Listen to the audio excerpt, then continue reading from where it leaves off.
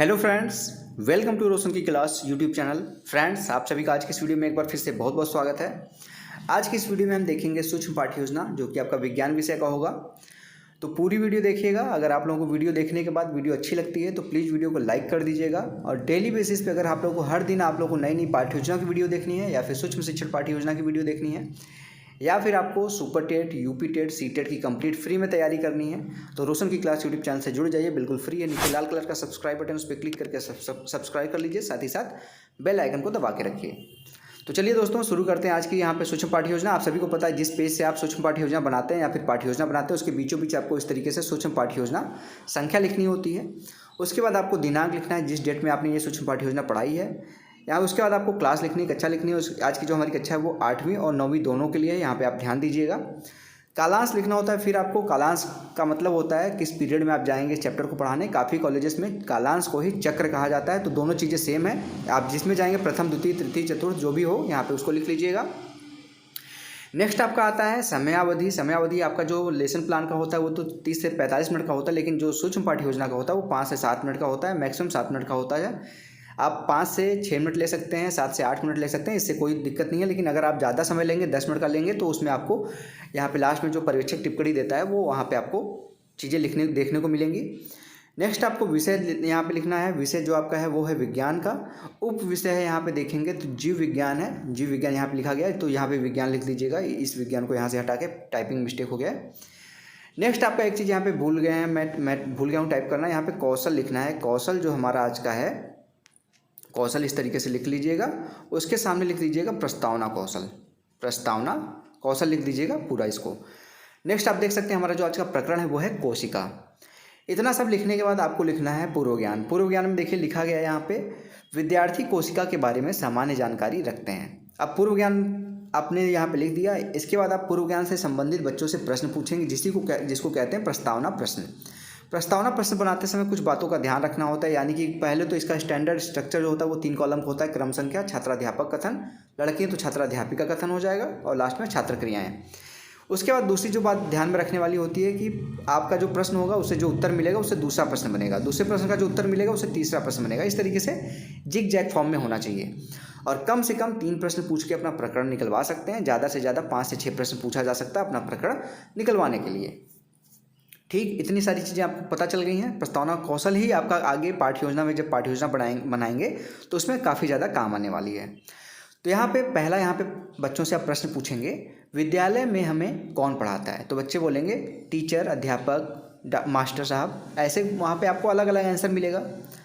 फिर उसके बाद जैसे जो भी आंसर मिलेगा यहाँ पे आप उससे आंसर दूसरा प्रश्न बनाएंगे, अध्यापक हमें कहाँ पढ़ाते हैं? तो बच्चे बोलेंगे कक्षा में, क्लास में, विद्यालय में। इस तरीके से काफ़ी चीज़ें मिलेंगी आपको आंसर, क्योंकि एक आंसर तो मिलेगा नहीं। आपकी क्लास में कई बच्चे हैं, वो अलग अलग आंसर दे सकते हैं। फिर उसमें से आपको अपने अनुसार आपको उस आंसर से अपना क्वेश्चन बनाना है। फिर तीसरा प्रश्न है, कक्षा के चारों ओर क्या है? तो कक्षा के चारों ओर वहाँ पे आपको आंसर मिल सकता है, पेड़ पौधे हैं। कक्षा में किस चीज़ से बनी हुई है? तो बच्चे बोलेंगे दीवारों से, ईंटों से, इस तरीके से। तो यहाँ पे दीवार जब बोलेंगे तो बच्चे उसको आप अपना अगला प्रश्न बनाइए। दीवारों का निर्माण किससे हुआ है? तो वहाँ पे बच्चे बोलेंगे दीवारों का निर्माण हुआ है ईंट से, पत्थर से, सीमेंट से, बालू से आदि। यहाँ पे कई चीज़ें मिलेंगे, सरिया भी वहाँ पे बोल सकते हैं बच्चे। तो यहाँ पे अगला प्रश्न आप देखिए, सबसे इंपॉर्टेंट प्रश्न है 5वां, कि अब उसको आपको जोड़ना है इस तरीके से कि जिस प्रकार ईंट, पत्थर और सीमेंट से दीवार बनी है, उसी प्रकार से हमारा शरीर किससे मिलके बना है? तो वहाँ पे काफ़ी बच्चे बोलेंगे हड्डियों से, काफ़ी बच्चे बोलेंगे हाथ पैर से, काफ़ी बच्चे लेकिन यहाँ पे ये भी बोलेंगे कोशिका से, क्योंकि वो बच्चे अब छोटे नहीं रहे। कक्षा 8 में बच्चे हैं, कक्षा 9 में बच्चे हैं, तो उनको इतना नॉलेज है। कोशिका जैसे बोले, आप अपना अगला प्रश्न बोलिए। आपका यहाँ पे 5वें क्वेश्चन में ही आपका प्रकरण निकल गया, लेकिन एक प्रश्न ऐसा यहाँ पे पूछना होता है जिससे समस्यात्मक बनाना होता है।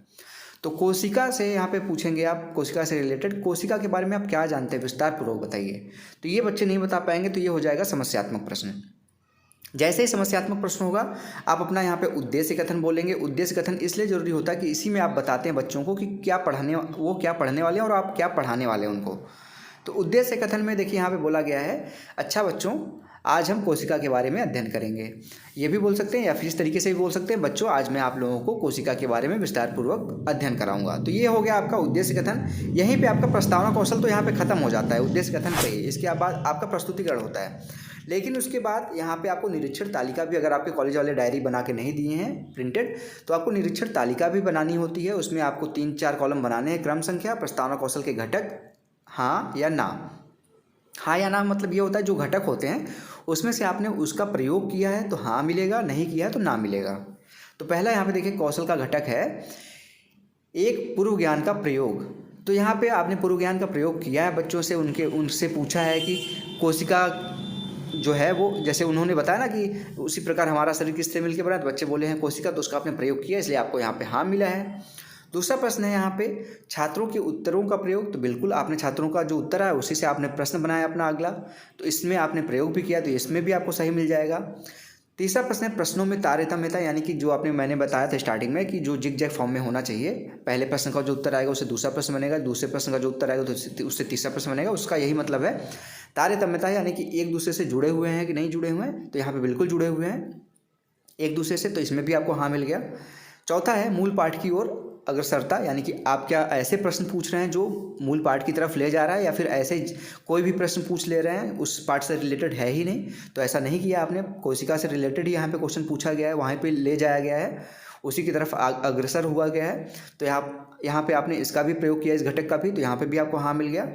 पांचवा है शिक्षण सहायक सामग्री का प्रयोग। तो शिक्षण सहायक सामग्री का प्रयोग यहाँ पे देखिए नहीं किया गया है आपके द्वारा, यहाँ पे आपको मिलना चाहिए था ना, लेकिन यहाँ पे इसको कट कर लीजिए, क्योंकि आपको हाँ मिलेगा। मैं बता रहा हूँ आपको कैसे, क्योंकि यहाँ पे आपने कोई चार्ट कोशिका का नहीं बनाया था, कोई ऐसी फिगर नहीं बनाया था जिससे बच्चों को हेल्प मिल सके प्रश्न का उत्तर देने में। तो यहाँ पे आपको तो मिलेगा, अभी जो मैंने बताया उसमें तो ना मिलेगा, लेकिन आप अगर कोई चार्ट बना के ले जाते हैं या फिर रोलिंग बोर्ड पर आपका जो लपेट से अम्पट है उसमें कोशिका का एक फिगर बना के ले जा सकते हैं, जिससे बच्चों को दिखाएंगे तो आराम से कोशिका बोल देंगे। तो यहाँ पे आपको हाँ जरूर मिलेगा। और छठवां है यहाँ पे उपयुक्त समय अवधि। उपयुक्त समय अवधि का मतलब है कि आपको स्टार्टिंग में बताया गया था कि मानक अवधि जो होती है सूक्ष्म पाठ्य योजना की वो 5 से 7 मिनट होती है। तो आपने उसी के अंतर्गत अपना सूक्ष्म पाठ्य योजना खत्म किया है, प्रश्न पूछे हैं या फिर नहीं पूछे हैं, तो यहाँ पे उपयुक्त समय का आपने अगर प्रयोग किया है तो आपको हाँ मिलेगा। अगर आप 5 मिनट 7 मिनट की जगह आप 10-12 मिनट ले जाएंगे तो आपको यहाँ पे हाँ या ना, यहाँ पे हाँ कभी नहीं मिलेगा, आपको ना मिलेगा। और यहाँ पे लास्ट में जो लिखा गया है यहाँ पे पर्यवेक्षक टिप्पणी, इसी को पर्यवेक्षक टिप्पणी भी कहते हैं, तो यहाँ पे टिप्पणी जरूर देखने को मिलेगी जो आपने यहाँ पे ना किया हुआ है। अगर आपने सारी चीज़ें हाँ की हैं तो वहाँ पे भी टिप्पणी देखने को मिलेगा कि आपने अच्छे तरीके से सारी चीज़ें की हैं।